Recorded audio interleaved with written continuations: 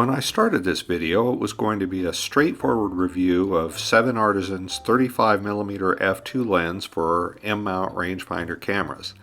But I realized that by now there are reviews of this lens all over YouTube, so I thought I'd look at something that I think is a little more interesting. The lens itself is certainly worth a look. It's one of the least expensive M-mount lenses you can buy, and it has 7Artisans' signature feature of a target and an adjustable coupling cam that let you make sure it synchronizes perfectly to the rangefinder coupling on your M-mount camera. As with the 50mm f1.1 lens that I reviewed a while back, the coupling on my lens was perfect right out of the box. But if you've got an older camera or one that's maybe been miscalibrated a bit, the adjustable cam can help you resolve the situation without needing an expensive repair shop visit. On a camera, the lens is pleasantly compact. The metal finish isn't great, but it isn't awful, and the focusing and aperture ring operate very smoothly. The aperture ring is click-stopped, which is handy for street photography. You can stop down or open up a stop or two by counting the clicks rather than having to look at the camera. And here's something a little odd. If you compare this lens side by side with the 51.1, you'll see they differ in a lot of details. The style of numerals in the engraving is different. I think the 50s are much better and clearer, and the 50 does not have click stops on the diaphragm. What they do have in common is the thing that counts. They're both classic Sonnar type lens designs. Now the Sonnar design has fallen out of fashion because in principle it just isn't as good as a modern lens design, but it's got style. A good Sonnar has a sort of nostalgic glow, like the memory of unshed tears, and some of us really like that look. Now for comparison, I always like to think, what's something else you could buy for about the same money? And for this comparison, I've come up with this. The 35mm f2 Canon rangefinder lens from about 1963. You can find these lenses on eBay in the $350 range, and you can see that it's even smaller than the 7Artisans lens. It's crazy small, and it only weighs 108 grams. Here's a comparison to show just how small it is on a camera. It really almost looks a little silly. But look at the quality of construction you were getting from Canon back in 1963. The paintwork is deep and glossy. The numeral engravings are very deep and they're carefully filled.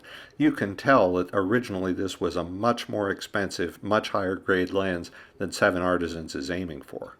Now, because it was designed for Canon's own screw-mount rangefinder cameras, which are superb by the way, you need a simple adapter to use it on a modern M-mount camera.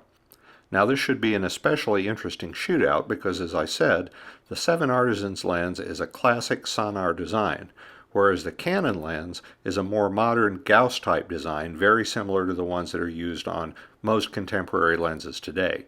Because this is such a significant difference, I'm going to geek out a little bit on the 1930s lens design wars.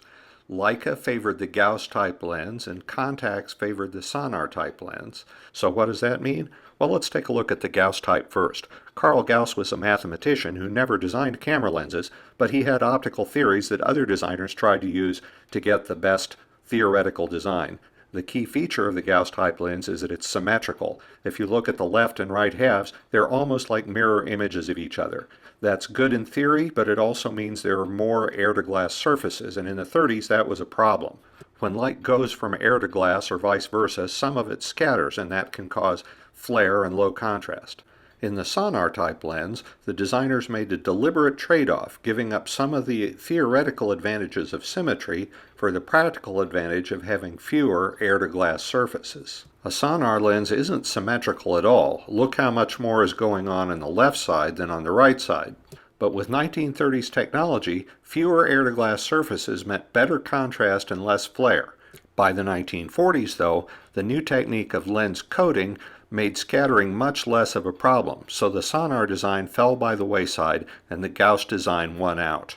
Today, though, 7Artisans is bringing back Sonnars at affordable prices. And if I were your typical YouTube pundit, I would go out and wander around snapping a few random photos like these, and then put them in this video and pretend that you'd actually be able to tell something about the lens by looking at them. Now, of course, we all know that's silly. In a YouTube video, you're not going to be able to tell the difference between a picture I took with a $4,000 super premium lens and one that I took with my phone. But here are a few shots with the 7Artisans lens just for eye candy. To get a more detailed idea of how the Sonnar type 7Artisan lens and the Gauss type Canon lens are really different, I'm going to turn to my 24 megapixel digital camera. Now, these pictures aren't intended to be any kind of test or evaluation. They're just a way of giving you a look at the different personalities of the two lenses. For example, if you look at the 7Artisans lens on the left, you can see that most of the highlights here have kind of a pretty hazy glow. There's actually pretty good detail in small areas such as the type on the magazine spines, but everything has that slightly misty appearance to them. Over on the right, looking at the Canon lens, by comparison, you can see that all of the elements of the image are quite crisp and modern looking. Having said that, though, I've got to admit that once we look off into the corners of the image, the 7Artisans maybe looks a little better, and I suspect that's because it was designed for use on digital cameras, whereas the Canon, being designed in 1963, was not, and the difference between film designs and digital designs tends to show up more in the corners and edges. Just for fun, I also shot a set of photos at f5.6, and at this setting you can see that most of the differences between the two designs pretty much completely disappear.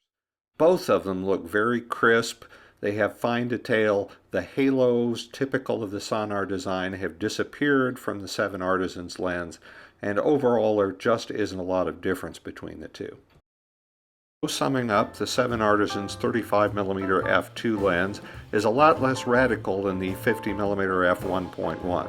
It's a convenient size, it focuses smoothly, the finish isn't great but it's not awful, and it has kind of a dual personality in terms of performance.